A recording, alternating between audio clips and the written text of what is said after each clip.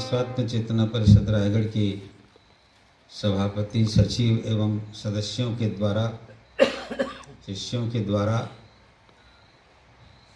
जो भी प्रस्ताव आए और उन पर जो विचार हुआ उसे सुनकर हमें भी बड़ी खुशी हो रही है।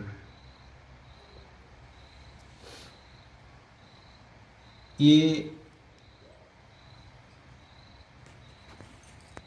जो ईश्वर की इच्छा है, इस पर तो हमारा किसी का कोई वश नहीं है।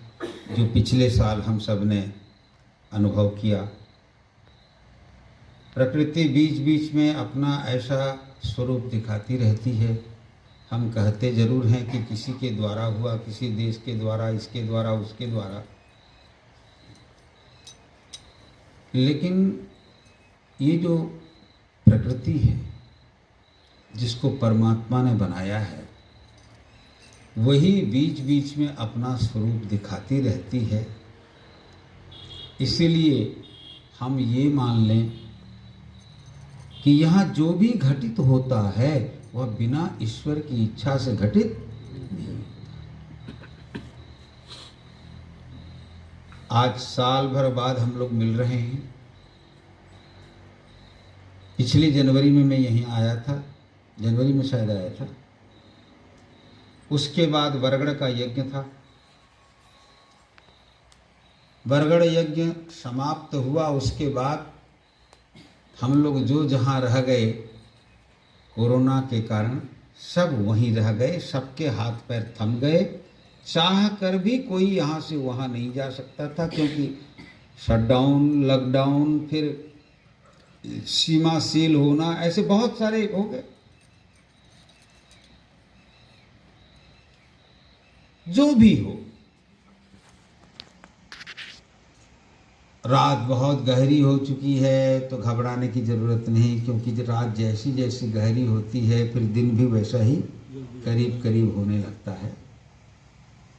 जीवन में सुख और दुख, हानि और लाभ, जय और पराजय, निंदा और स्तुति, ये सब चलते रहते हैं।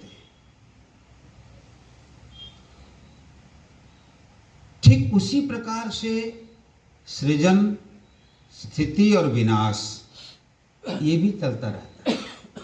सृष्टि होती है तो कुछ रहते हैं बराबर, तो कुछ का रोज विनाश भी होता रहता। ये सर्कल है। समय के काल के चक्र में कुछ पैदा होते रहते हैं, कुछ जीवित रहते हैं, तो कुछ नष्ट भी होते रहते हैं। और युग के अनुसार यहाँ प्रलय, चाहे वो स्वल्पकालिक प्रलय हो, दीर्घकालिक प्रलय हो, महाप्रलय हो, प्राकृतिक प्रलय हो, अप्राकृत प्रलय हो, प्रलय के बहुत स्वरूप है, होते रहते हैं। लेकिन हमें ये जानना है कि जो हम हैं, हमारा प्रलय कभी नहीं होता है। न हमारा सृजन होता है, न हमारा प्रलय होता है। जो हम हैं, अर्थात हम जो आत्मस्वरूप हैं। सृष्टि भी शरीर की होती है, पालन भी शरीर का होता है, और विनाश भी शरीर का होता है। देहि नित्यम अवध्योयम देहे सर्वस्य भारत। देहि अवध्य है, अर्थात आत्मा, जीवात्मा न से जो आत्मा जिसको हम कहते हैं, आत्मा अवध्य है। उसे मारा नहीं जा सकता, उसे काटा नहीं जा सकता, भिगाया नहीं जा सकता, जलाया नहीं जा सकता। जो आत्म स्वरूप में प्रतिष्ठित होते हैं वो कभी मरते नहीं है। लेकिन जो देहात्मवादी होते हैं, जो समझते हैं कि यही शरीर ही मैं हूं, वही मरते हैं। तो इस प्रकृति के अंदर भी, इस प्रकृति का आधार परमात्मा है, और इस शरीर के अंदर भी शरीर का आधार परमात्मा इसके अंदर है। अर्जुन से भगवान श्री कृष्ण ने यही कहा कि हे अर्जुन, ईश्वरः सर्वभूतानां हृद्देशेर्जुन तिष्ठति। हे अर्जुन, ईश्वर सबके हृदय में रहता है। मनुष्य को ये दो उपकरण बहुत ही मूल्यवान मिले हैं, एक हृदय और एक मस्तिष्क। अब शरीर विज्ञान की भाषा में अगर कहो तो ये तो दो स्थूल पदार्थ हैं, लेकिन अध्यात्म विज्ञान की भाषा में हृदय का और मस्तिष्क का बहुत अधिक महत्व है। शरीर विज्ञान में भी महत्व है, क्योंकि हृदय कहते न, मरता है तो आदमी उसका हृदय गति रुक जाए तो मरता है, या फिर हृदय गति रुक जाने पर भी आदमी मरा नहीं होता जब तक ब्रेन डेड नहीं होता। समझ गए ना? तो ये दोनों ही हमारे शास्त्र कहते हैं, ऋषि मुनि कहते हैं, और मैं भी कहता हूं, जिस व्यक्ति का, देखो आप लोगों को मैंने बहुत बार ये बोला है और बोलता भी हूं, कि जिसका हृदय और जिसका मस्तिष्क संकीर्ण विचार, संकीर्ण भाव वाला होगा, वो मेरे साथ बहुत लंबा नहीं चल सकता है। बोलता हूँ, मैं कहता हूँ मेरे अपने शिष्यों से, तुम लोगों से, कि अपने हृदय को भी विशाल बनाओ, अपने विचार को भी विशाल व्यापक बनाओ। इसीलिए ये विश्वात्म चेतना परिषद है। मैं भी तो कर सकता था, सत्य प्रज्ञा मिशन, सत्य प्रज्ञा मेरे नाम पर लेकर के कर सकता था कि नहीं शंकरदेव? कुछ नहीं, कुछ भी बना देता और तुमको बोलता कि तुम ट्रस्ट रजिस्टर्ड कर दो तो कर देते।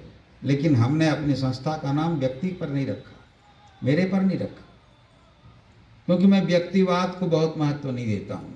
मैं शक्ति अर्थात शक्तिमान भगवान, भगवतवाद को मैं अधिक महत्व देता हूँ। क्योंकि व्यक्ति का क्या है? व्यक्ति में गुण है, दोष हैं, सब कुछ है, इधर है उधर है, कल पैदा हुआ है, कल मर जाएगा। व्यक्ति के मर जाने से विचार नहीं मरते,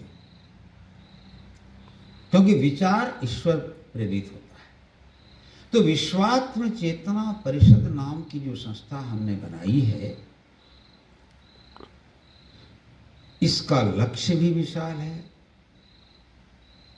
इसका उद्देश्य भी विशाल है। इसीलिए मैं चाहता हूं, इससे जुड़े हुए जो आप लोग हो, आप भी अपने हृदय को और अपने मस्तिष्क को विशाल, विस्तृत, व्यापक और बड़ा बनाओ। ध्यान रखना एक चीज, जिसकी सोच छोटी होती है, वो चाहे कितना भी बड़ा आदमी हो, वो छोटा ही होता है। जिसका हृदय छोटा होता है, वो कितना भी बड़ा आदमी हो, संपन्न हो, समाज की भाषा में वो व्यक्ति छोटा होता है। इसीलिए हमारे ऋषियों ने, आचार्यों ने, गुरुओं ने हमसे कहा कि भावना रखो तो वसुधैव कुटुंबकम की भावना रखो, और प्रेम करो सबको तो आत्मवत् सर्वभूतेषु। जैसे अपने को प्रेम करता है व्यक्ति, वैसा ही सबसे प्रेम करो। तो अपने से यहां गहराई में जाओगे तो तुम्हें अपना आत्मस्वरूप का ज्ञान होगा।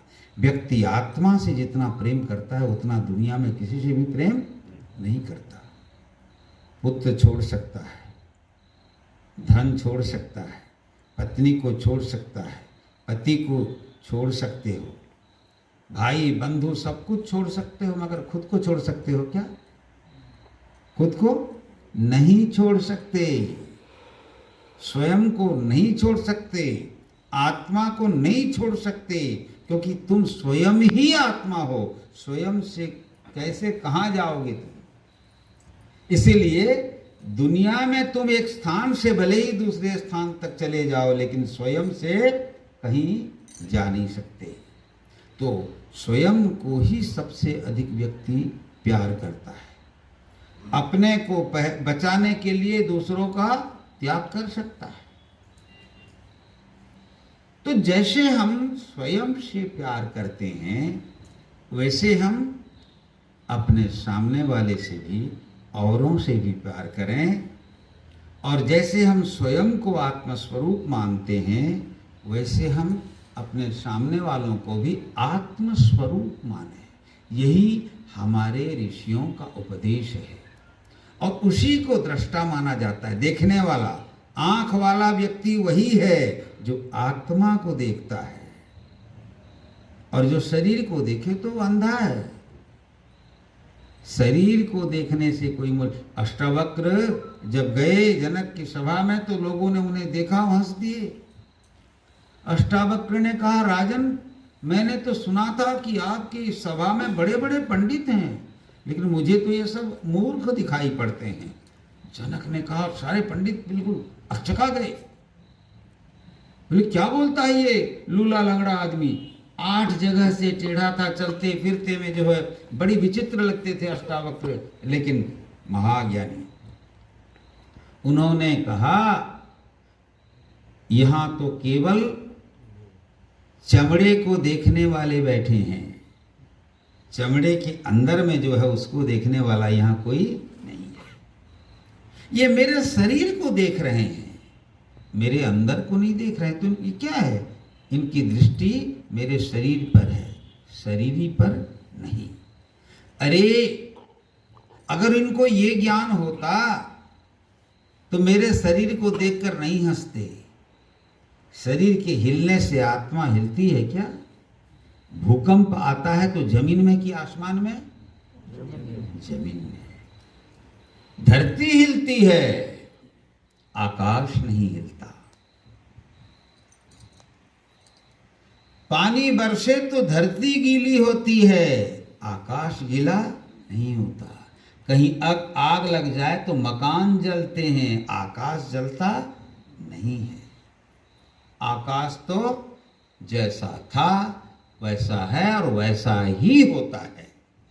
इसीलिए आत्मा को देखो, शरीर को नहीं। और उपनिषद कहते हैं, जो आत्मा को देखना जानता है वही सच्चा दृष्टा है।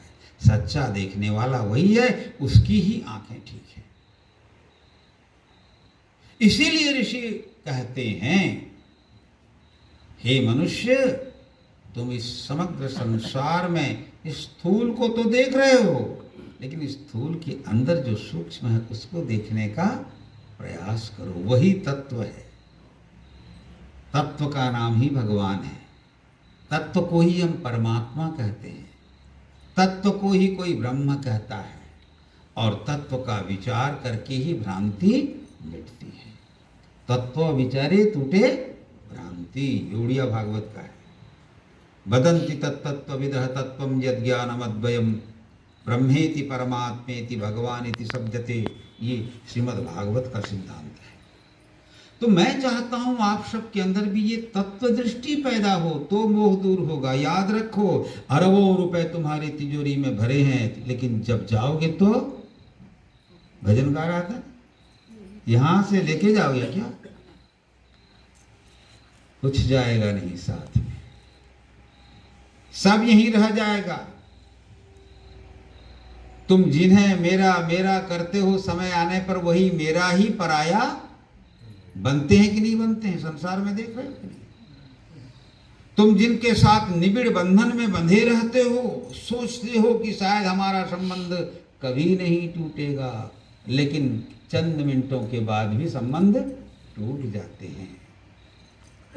एक दूसरा को त्याग कर व्यक्ति आगे निकल जाता है या फिर यहाँ से बाहर चला जाता है। तो बंधुओं, माताओं, यहाँ कुछ भी शाश्वत नहीं है।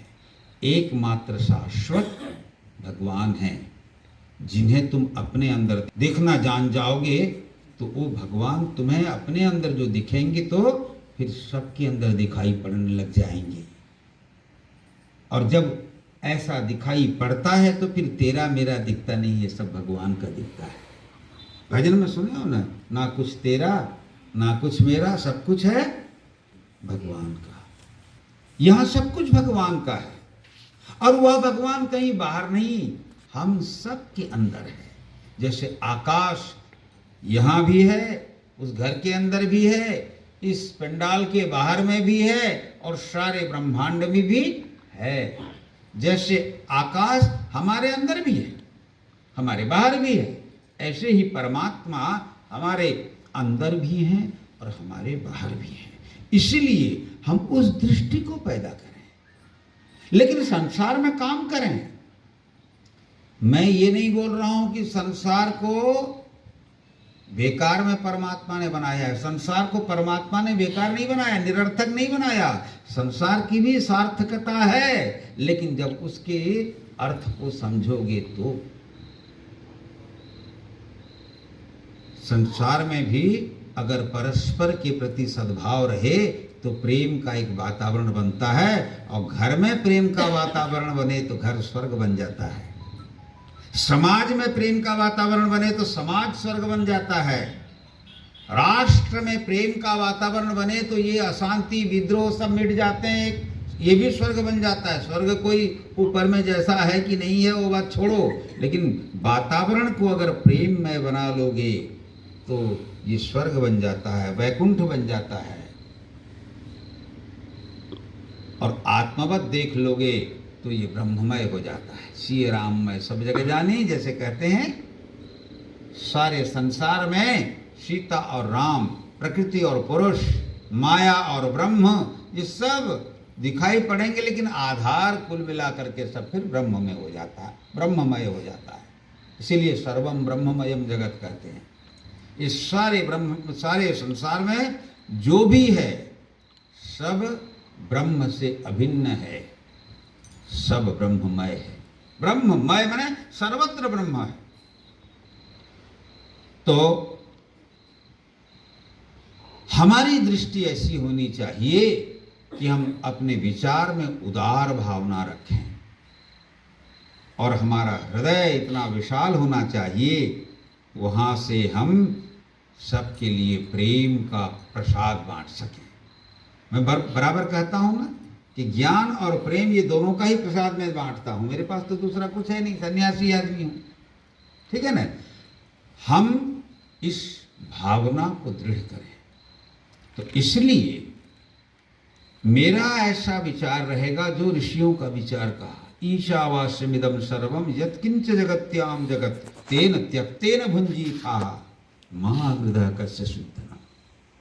संसार में जियो ये जानते हुए कि ईशावास्यम इदम सर्वम, ये सर्वत्र संसार में ईश्वर व्याप्त हैं, और उसी ईश्वर ने ही तुम्हें सब कुछ दिया है।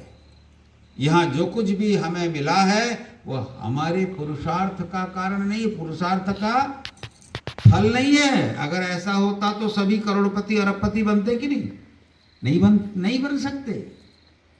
ये संसार में हमें जो कुछ भी दिया है उस परमात्मा ने दिया है, तो उस परमात्मा ने जो दिया है उस परमात्मा के प्रति हमें कुछ देना चाहिए कि नहीं। और वह दान कैसे हो? प्यासे को पानी पिलाना, जरूरतमंद को उसकी जरूरत के आधार पर सहयोग करना, भूखे को भोजन खिलाना, है ना, वही दान सफल होता है। मरुस्थल्याम यथा वृष्टि क्षुधार्ते भोजनम यथा दरिद्रे दीयते दानम सफलम पांडुनंदन। हम यहां जो कुछ भी प्राप्त करते हैं स्वयं उसका भोक्ता मत बने, कर्ता मत बने, अपितु हम ये माने कि दिया उसने है, उसके द्वारा दिए गए का हम उसके प्रति त्याग भी करें। देखो भारत कभी गरीब नहीं था, माने दरिद्र नहीं था, गरीब नहीं था, छोटा दिल का नहीं था। ये तो कुछ हजार वर्षों के बाद में ये सब आया है। आप भारत के प्राचीन इतिहास को देखेंगे तो यहां दान का बहुत महत्व था। यहां देते थे सभी। ब्राह्मण विद्या का दान करता था, क्षत्रिय सुरक्षा दान करता था, तो वैश्य धन दान करके सबका पेट भरता था, तो शूद्र सेवा के माध्यम से सामाजिक स्वास्थ्य और सद्भाव को बनाए रखता था। ये तो बात की बातें हैं जो राजनीतिक कारणों से व्याख्याएं अलग प्रकार की हुई, आज विकृत है। आज धर्म और धर्म की परिभाषा दोनों ही विकृत है। धर्म विकृत नहीं है, मैंने धर्म को जो समझने और समझाने वाले हैं वो विकृत मानसिकता वाले हैं, इसीलिए इसकी गलत व्याख्या करते हैं, विकृत व्याख्या करते हैं। सत्य, शौच, तप और दान, याद रखना ये धर्म के 4 पैर हैं। क्या है? 4 पैर है। श्रीमद् भागवत में पढ़ना। सत्य एक है, तप, दया और दान, समझ गए ना? तो मान लो इनमें से जैसे एक वृषभ को धर्म बनाया है, हम शंकर जी की सामने धर्म को रखते हैं। वृषभ क्या है? धर्म। और उस धर्म पर जो आरूढ़ होते हैं, धर्म पर बैठते हैं, उनका वही शिव बनते हैं। और हमारे ऋषि कहते हैं कि तुम जीवोहम मत कहो, शिवोहम कहो। शिवोहम कहते हैं ना, सब ध्यान कराने वाले, योग वाले सब लोग बताते हैं शिवोहम, तात्पर्य नहीं बताते। तुम अपने आप को शिवोहम कहो, मैं शिव हूं। लेकिन शिवोहम कहने के लिए तुम्हें किस पर आरूढ़ होना होगा? धर्म पर। धर्म पर आरूढ़ होना मतलब सत्य को धारण करना, तप को धारण करना, दया को धारण करना और दान को भी धारण करना। अभी लेकिन इस भौतिकवादी युग में, इस बाजारवादी युग में मनुष्य इतना विकृत हो गया कि वो सोचता है कि मैं कमाता हूं तो मेरे ही परिवार के लिए तो कमाता हूं। बिल्कुल गलत धारणा है। तुम जो कमाते हो, तुम्हें उसमें केवल तुम्हारा परिवार का अधिकार नहीं है। तुम जो कमाते हो उसमें तुम्हारे परिवार का भी अधिकार है, तुम्हारे बंधु बांधवों का भी अधिकार है, देवालयों का अधिकार है, गुरुओं का अधिकार, गुरु आश्रम का भी अधिकार है, दीन दुखियों का अधिकार है, चींटी का भी अधिकार है, मकड़ी का भी अधिकार है और चिड़िया का भी है कि नहीं? गुरु नानक ने क्या सिद्धांत दिया?